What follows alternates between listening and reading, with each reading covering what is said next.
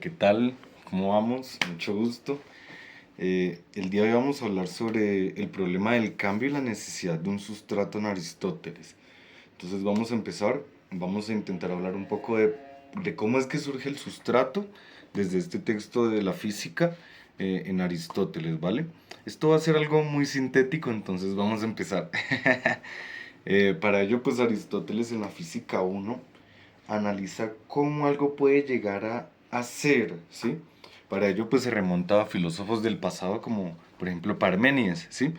Y pues Parménides, por ejemplo, negaba el cambio en este caso.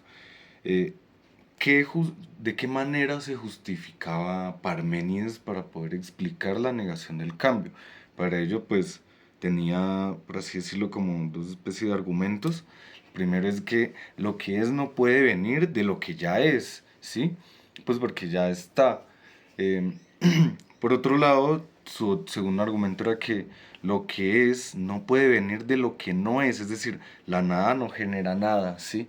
En ese orden de ideas, pues Aristóteles empieza a pensarse como, bueno, para intentar proponer el cambio, o bueno, analizar el cambio de otra manera, ¿qué se podría hacer? ¿Qué se podría agregar o cómo se podría integrar, ¿no? Para ello él propone el sustrato, ¿ok?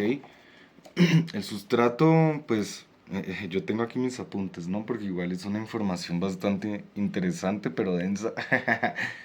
Eh, en ese orden de ideas, pues, a ver, el sustrato es, por ejemplo, entender cómo hay tres elementos en todo cambio, ¿ok?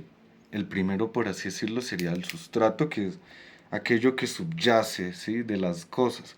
Entonces, por ejemplo, el hombre no músico llega a ser músico. Es el ejemplo que utiliza Aristóteles en este caso. Es decir, el no músico viene del músico, en tanto que puede llegar a ser o subyace del músico, ¿sí? Perdón, en tanto el hombre músico subyace del no músico, en la medida en que puede llegar a ser músico, ¿sí? En ese sentido, lo que permanece es el concepto de hombre, la parte del sujeto, y aquello que no permanece sería el músico, el no músico, ¿sí? Aquello que no, que deja de ser, por así decirlo, eh, en la medida en que llega a ser músico. Eso parece trabalenguas. Ahora, para ello pues se analiza que en el cambio debe haber tres cosas. Lo primero es el substrato, que es lo que va explicando Aristóteles más adelante. Su ejemplo es, por ejemplo, el caso de aquello que subyace como el hombre o el bronce, en este caso, porque él da el ejemplo del bronce y la figura de bronce, ¿no? Por ejemplo. La forma, que es aquello que se adquiere, en este caso la música y en el caso del bronce, la forma de estatua, ¿sí? La figura. Y por último, la privación, que es aquello que se pierde, ¿sí? En el caso pues, de la música, en el caso del hombre, pues aquello que se pierde es esa no músico, esa capacidad de no músico, y en el caso de la figura de bronce lo que se pierde es aquello que no tiene forma, ¿sí? La no forma, por así decirlo.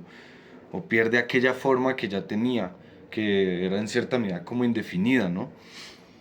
En ese sentido, pues, eh, podríamos decir que que algo que viene de lo que no es decir, remontándonos a Parménides, eh, decir que algo viene de lo que no es aceptable en la medida en que, primero, dice Aristóteles, en la medida en que, primero, desde dos formas, ¿no? La primera es en sentido absoluto, es decir, tiene sentido si un poco desde Parmenides, solo si es en un sentido absoluto como que nada viene de la nada, ¿no? Por ejemplo.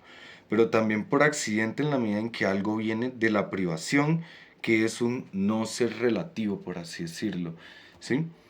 En este sentido, pues, en cierta medida como que, pues no podríamos decir como que resuelve un 100% esta cuestión, esta problemática del cambio, pero sí es interesante el hecho de que integra o distingue del cambio tres cosas importantes que no había antes: era el sujeto, es decir, esta materialidad, la forma, aquello que se adquiere, y la privación, que es lo que se pierde. Bueno, y nada, muchas gracias. Espero que se haya entendido algo y muchas gracias por tu atención.